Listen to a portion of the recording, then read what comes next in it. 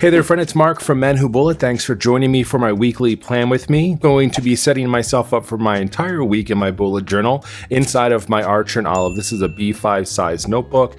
Really excited because last week was a pretty good success. Just had an overarching good look of things, used stamps. Going to be going for a little bit of a different approach this week. We're still going to be setting up a 3-column spread here, but I have some overlapping shapes instead. We're going to talk about how to set that up for yourself if you want to try out the style. Everything else though will be pretty straightforward. We're going to spend most of our time here at the top for the days of the week. Just going to draw some lines down here. I'll keep a migration space over here, kind of like a brain dump to kick off the week. And then the rest of this will be all for my notes. At the top, I did get these really fun little stamps from Desk Gems. Big fan of them. I just discovered them a few weeks ago and I'm totally obsessed with their shop. I'll actually put the link for you in the description below if you're interested in picking up stamps or any other cool stationery from them. Let's go ahead and set ourselves up for success though. We have my Rocketbook here, which I've just been using week to week as a great way to just show you how I'm laying out this page as we're thinking through it if you want to build this out for yourself at home. What I love about the Rocketbook is that I can take photos of these and save all of my ideas for later, and then I can just wipe this notebook clean. So it's been working out pretty well for me. I'm really liking it. In the back of my bullet journal, I do have my dot grid spacing cheat sheet here. So we're only going to really be using the left-hand side today as we set this up. I have a 3-column grid that I'm setting up on the left and the right-hand page. So it's going to be the same measurements on each side. What's cool is that you can move the boxes up and down depending on how much overlay you want to have and making them look different. So to do that, what we're going to do on the left-hand side, this is where it's going to be a little bit interesting because of the way that we have this set up. The usable space inside of here is going to end up being 10 squares across, but we're actually going to make some of them 11 because we're going to overlap. So if I go back to the page that we're going to be doing today, you'll see kind of how I set that up. So what I did here is I actually skipped one space here on the left-hand side.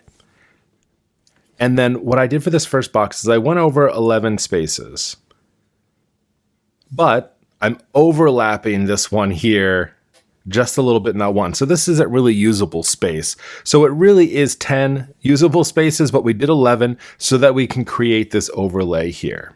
So there is no space in between, but there's kind of like a negative space. You could be like a -1. And then we're going to go over another 11 spaces. And we have the same thing over here though for you.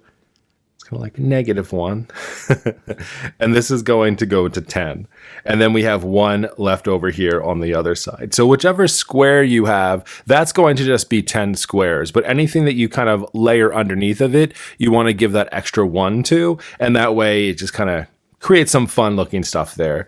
So it does look a little bit weird, but it does create this overlap for you, but gives you equal spacing inside of each one of those boxes. Now you can do whatever you want top to bottom here. What I did is I started this one here at the top. This next one I went down 3 spaces from the top, but it's still the same number of squares going down, so they're all equal. I started this one just 1 square from the top, and you're set. So we did that all the way across this page here. Then all I did is I dropped down 1 square below the lowest mark that I have on here, and I just dotted those across here. So this actually does follow this mark here where you have this. So we have 1 on each side open, just 10 with a dot, 10 dot 10. And that's going to just create these nice little vertical lines for us because again, most of the decoration, most of the visual coolness is going to happen up here at the top. Now that we have all those pieces down, now we just have to ink things in. Since I'm going to be using some of these brush pens from Uniball, let's go keep it all inside of the Uniball family today. So I'm going to be using just a 03. Again, it's not super fine, but it's a pretty good space there. Have our ruler here, and let's go ahead and fill everything in first. Then we'll add in the drop shadows and some of the stamps for the week.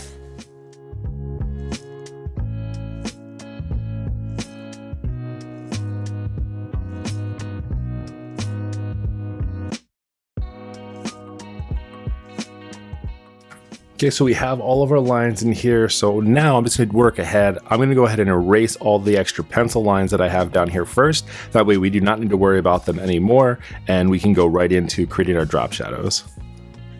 All right, we're looking good. So next part here is just going to be the drop shadows. So I'm actually going to use one of these darker grays in the Uniball brush pen that we have here.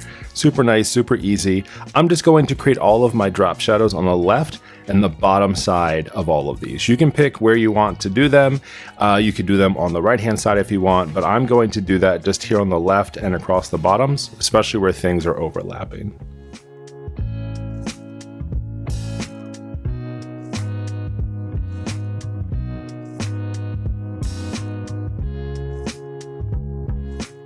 All right, we got all of those in here. So next we're just going to create small areas here for our headers. So as I mentioned, I'm going to be using these cool little stamps that I have here.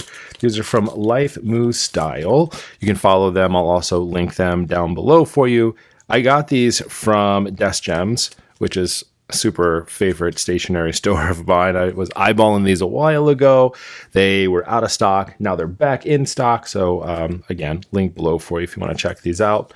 I'm just going to keep this mushroom themed. I think that'll be nice and easy for me. So I'll just alternate between. We've got kind of a fat mushroom here, a double mushroom, and then one of these cool little toadstool looking deals. And then I'll just do that across both of these. So essentially the first one will get it on both of these, second one, and third one. If you haven't used cling stamps before, they're great. They're easy to store. You don't have to worry about big wood blocks or anything. As long as you have an acrylic block at home, you're in a good spot. I'm going to be using the Versafine ink here. This is going to be a nice dark blue color. I like this. It just adds a little bit of a different to it than just all the black ink that we're using everywhere.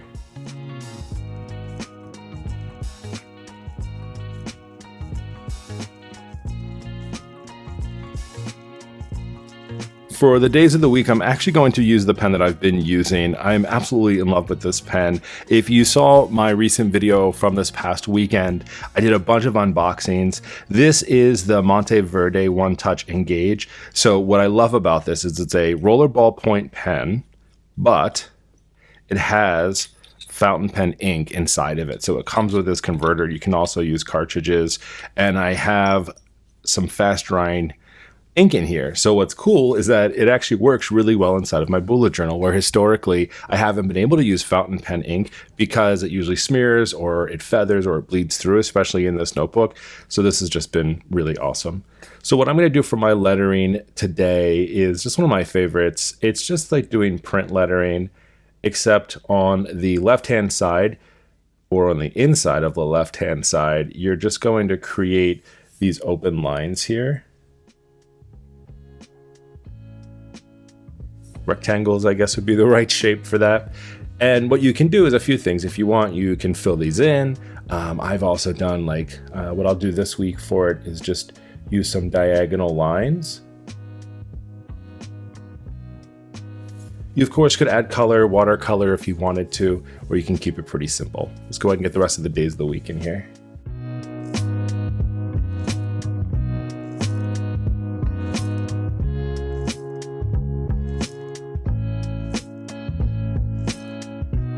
And the last thing I'm going to do down here is where I have these lines that are going down. These are just dividing my page up into those columns.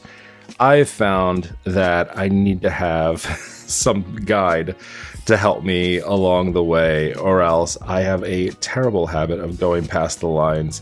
It doesn't, in the grand scheme of things, matter, right? It's just that I just like the way that it looks. Keeps everything nice, neat, and tidy. We'll keep with our nature thing. We've got a really nice acorn here. Even though technically it's spring, right now it does not feel like spring. It's like 40 degrees outside. I need warm weather for it to feel like spring. So what I'm going to do is I'm just going to put these over here. This will just be for like our overall brain dump. And then this will be for like notes and tasks throughout the day. So really it's just giving it a header for this day, and then everything else across here, just kind of keeping it symmetrical. And that's all we're going to be doing for this week. A little bit of me wants to go in and add some watercolor. I did get some really cool watercolor from Peppercorn Arts that I think would work really well with this, but I'm just going to keep it just like this for now. Keep it nice and open, really focus on my task each day of the week. I'll go ahead and link all the materials that we used today down in the descriptions below. If you like this video, I actually have a whole playlist going of my weekly plan with me to generate ideas as you go into your week inside of your bullet journal or planner. You can check them out right here. I'll chat with you later on. Happy planning. Have a great week.